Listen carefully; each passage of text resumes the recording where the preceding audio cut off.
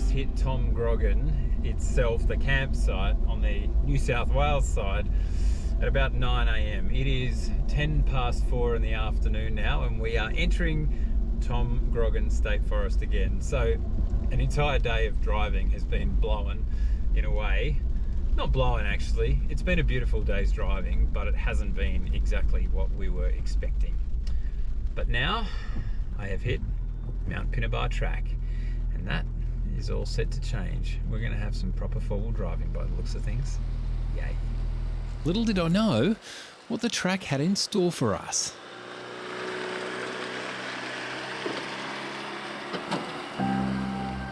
Oh, he hung up. Now.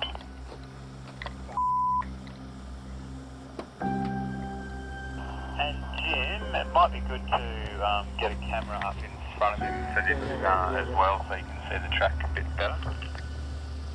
Mate, we've got big problems here. That, my friends, is not water, but a small river of diesel. I got a rag, I need another rag. I can roll the back of the lead if you want. Holding the lead with my hand now.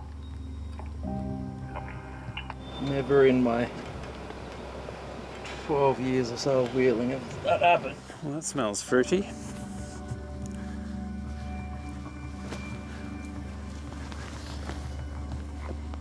So what is it, a split or?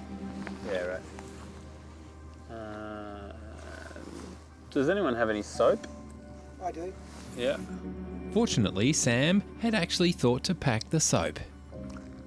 The leak under this Everest is pretty big, so we're just trying to stem the flow of diesel at the moment. So a couple of options here is just shoving soap up into the crack, and that way we can get Josh out from under there and try and reassess the situation and get something more permanent. It's a big one. This isn't. It's not an easy fix because diesel is slimy by nature, so it's really hard to get anything to stick. So maybe if we shove something up, this might work. The big block, mate, you reckon? Yeah. Let's see if Imperial Leather saves the day. It's very much temporary, obviously, but diesel doesn't actually eat soap, so soap's pretty stable. In the past, up on the Gibb River Road, I mix soap flakes with bull dust, and that can help, but it's best applied to a dry fuel tank, not a wet one. It's really hard to get anything to stick to a wet tank. Holy crap. There you go. No, it worked. Oh, it did. Well, it seems to have worked, at least to get us out of this predicament right here. Now we can get it out onto some flat ground and have a damn good think about what we're going to do here. Fire me. Just bringing the Ranger down to the flat and trying not to create any more damage on this vehicle as I go down, because when you have a known point, I just touched terra firma there, did it again, but I don't think I hit anything crucial. She is a bit slippery and gravity tends to take over at times like this. We've got some flatter ground over here, so we're just going to try and drive the Everest up onto a couple of chocks so that we can just get it a little bit higher, so it's a bit easier to get under and to work on. I might get some exit tracks too, so it just lifts the belly up a little bit, and we'll be able to climb under there in a bit more comfort.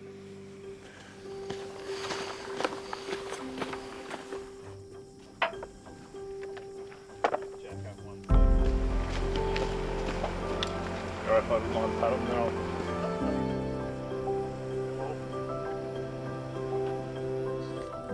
Well, that's definitely not the first belting that tank has had, but she's given up the ghost now. And the challenge for us is where to go. Do we go to Omeo? Do we go to Corryong? Corryong's probably got a little bit more size about it and a few more workshops to play with that might be able to fix this up. But yeah, we are still in a bit of a pickle.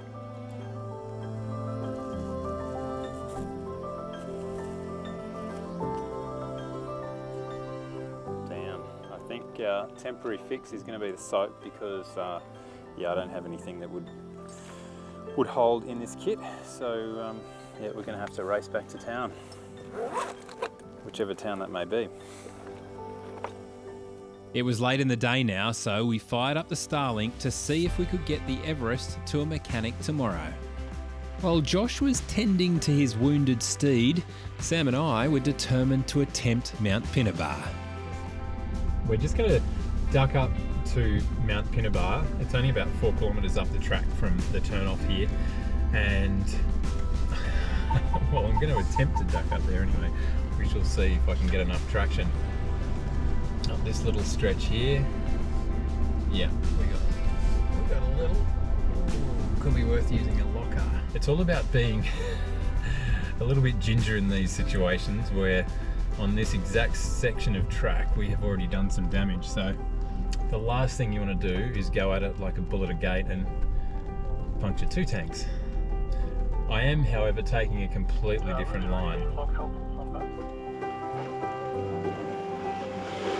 This time I'm just going a little bit quicker just to give myself a touch more momentum over that rock, but boy oh boy, there we go, we're up and we are over. This is one slippery son of a gun, this track.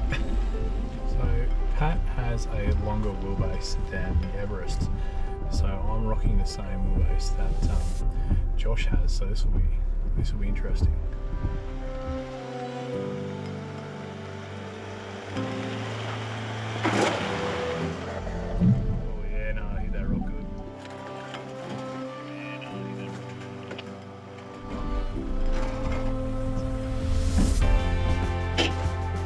Jesus. Oh. No, that turned out even worse. I was just slid into the hole. You want to give it a go, Pat? Yeah, of course.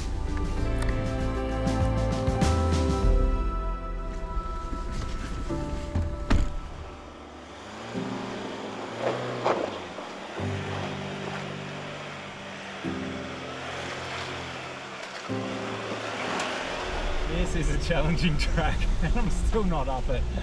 Oh my goodness. The wheelbase of these 2 cars is only about a foot difference, but it makes all the difference on the track. Completely different feel of the vehicle. This is a capable car. Sometimes it's more capable than that Ranger, but a little bit harder to drive on that particular incline. It seemed no one wanted to drive this particular track, so after getting the Club Everest up, I then hopped into the Grey Goose, our crew car, and got her up the hill too. And then it was on to the next challenge. Okay, well, Mt Pinnibar track has just been virtually washed away. We've jumped out on foot and had a quick look at it, and I'm going to attempt to try and sit right up on the left-hand side of the track here and avoid that giant wash away that will swallow my tyres whole. We'll see how we go. Just got to try to stay hard left. And we have done it. Oh boy. So going up is one thing, but I've still got to come down later on. I was feeling so confident I decided to bring up the Grey Goose as well. I reckon you should do your own TV show or something along those lines with forward on. Have you thought about that? With the track getting even harder the further we went, and with Josh nursing the wounded vehicle, we decided Mt Pinnibar would have to wait. So we headed down to join Josh. So there's a few techniques we can actually practice down the hill. This is a great example of steep hill driving at its most challenging. So we want to do a few things. Firstly, obviously use your hill descent control on the way down, but also make sure your thumbs are on top of the steering wheel. I just had the steering wheel just about break my thumbs, and if I didn't have my thumbs on the outside of the steering wheel, they would have definitely broken, because I put a wheel in a rut that turned my steering wheel rapidly, and if my thumbs had been in there, then I would have been in trouble. So yeah, thumbs on the outside of the steering wheel is an important one, and just crawl on down, and obviously make sure that you're far enough behind me that you can stop, just in case you lose any control and you end up sliding your vehicle involuntarily into mine. Copy on that one, Pat. Thanks for the tip on the thumbs. I'll start to mosey on down when you give me a signal.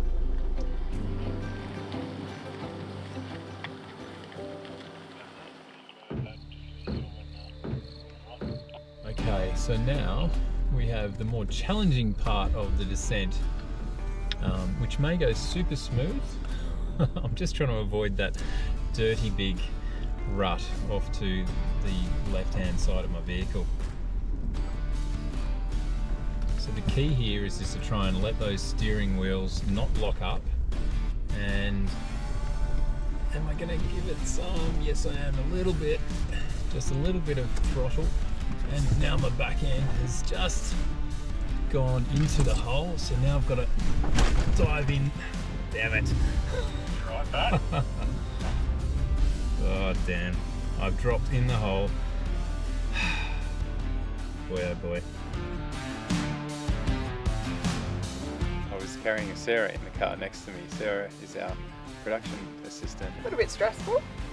We're all good though. Well, that wasn't supposed to happen. Boy oh boy. But the funny thing is we don't seem to, let's have a look, have sustained any panel damage just yet. We've still got a recovery to do, and I'm scratching my head as to how we do that. But point down there, mate. So you can see there the side rails and the side steps are completely protecting the vehicle at the moment.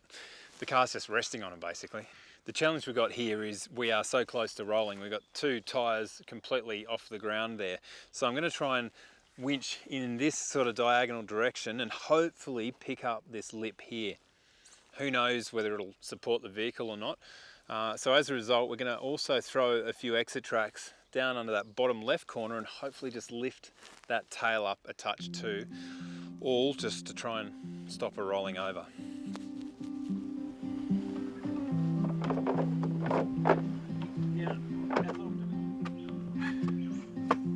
Now, as I've devised my plan, the first thing I actually did when I had my little mini disaster here is to have a cup of tea, and that's what I would recommend all the time. Something big has happened, big for me, big for anyone on the track, I think. So it's really important that you keep a calm head and sit back and look at things analytically without having a big rush of blood to the head, and then you'll get the best result. I've connected my tree trunk protector through a shackle to our winch extension strap, and that just gives us a whole lot of length to play with, so I can keep the winch quite short.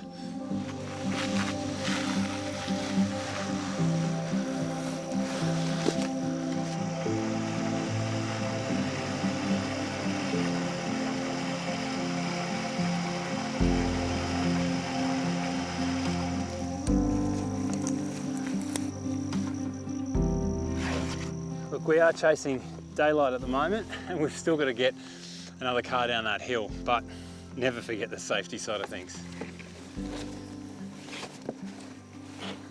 I think they might have half a chance of grabbing. If I dug a little bit out of here, put this log there, so hopefully it might stop from sliding back out. We'll give it a very slow go, and I'll just get you on the CB just to talk me through what you're seeing, because what I'm feeling and what you're seeing is probably going to be a little bit different. I'm here minding the stricken Everest, keeping an eye on this leak, and in the distance out yonder I can hear winch cables stretching, which can only mean that they've run into some sort of trouble. It's always ominous when you're sitting here blind and all you want to do is go help your mates. It's one of those tough decisions whether to drive up and lend a hand or not, but Patski's there, and if anyone can get them out of trouble, it's him. Because if anyone can get them into trouble, it's me, and I'm here, so.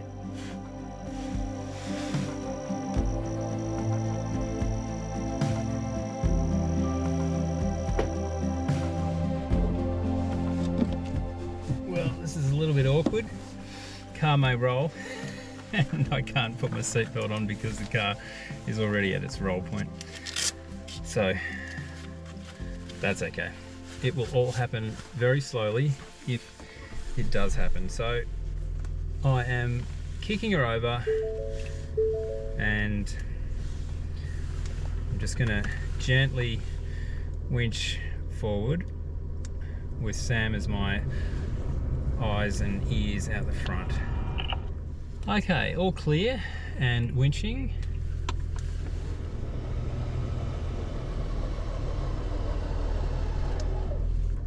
Let's just give it a bit more, I'll give it a bit of drive and see what happens. We got strap on the corner. There we go. Definitely got a bite on the front there.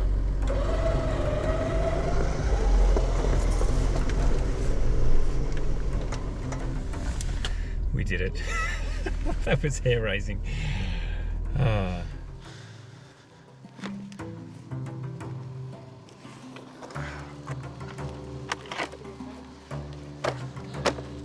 Very, very happy. Yeah, no wonder. Look at how deep this hole is.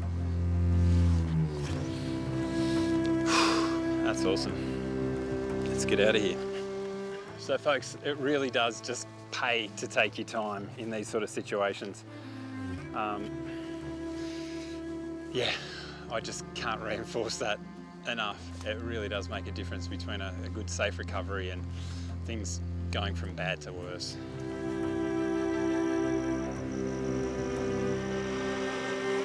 Well, that was one vehicle down, but we weren't out of the woods yet.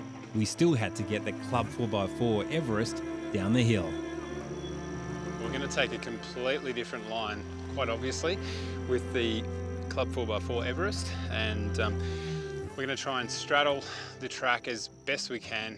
I'm going to drive it down nice and slowly, and this is the little crossover point where we're going to try and go from there over to here. And yeah, so that's going to be our biggest challenge. So I'm just trying to make it as little a challenge by stacking it up and stacking the odds in my favour by slamming these guys down here so that there's less clearance required. And up here for one, just in case. So I'm going to come down here with my left-hand tyre and I'm going to try and hit it about there, but who knows whether that'll grab or not. So as you come, you'll feel like a little hump there. You should just get on top of that.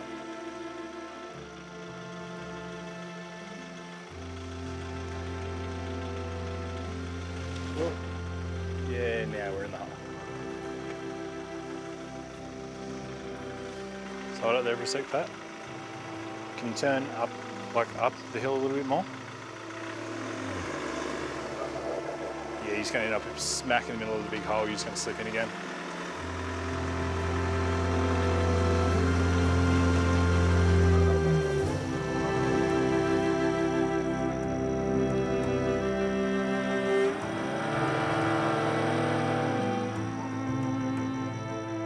Yeah, as soon as you try and get up here, you're just right there. After a little more discussion with Sam, we finally had some luck. Right back up on the dry stuff again. Where your wheels are right now, it's back on the dry patch.